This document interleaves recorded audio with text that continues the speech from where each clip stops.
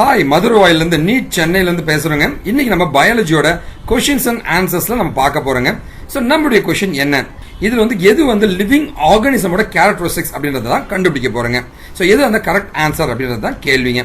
Living things grow with increase in mass and number of cells.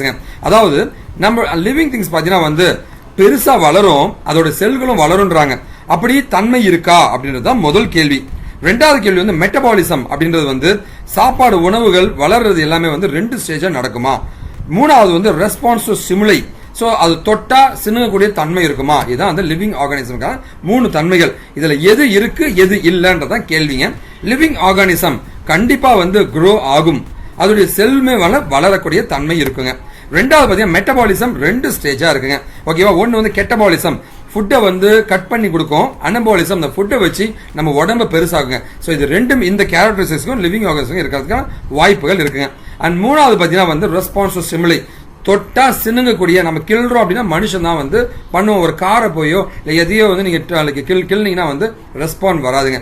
So இதுவுமே living ஆர்கானிசமோட தன்மைகள் தான். So நம்மளுடைய answer என்னன்னு கேட்டீங்கன்னா இது 3மே வருங்க. ஸோ லிவிங் ஆர்கானிசம் வளரக்கூடிய தன்மை இருக்கும், அதோட செல்ஸ் எல்லாமே வளருங்க. ரெண்டாவது மெட்டபாலிசம் 2 ஸ்டேஜா அதோட லிவிங் ஆர்கானிசம் ஒரு உணவை சரி பண்ணி அதை பயன்படுத்திக்கும். அண்ட் ரெஸ்பான்ஸ் டு ஸ்டிமுலை, ரெஸ்பான்ஸ் பண்ணக்கூடிய திறனும் இருக்குங்க. அதனால இது 3மே ஆன்சரா சொல்லப்படுதுங்க.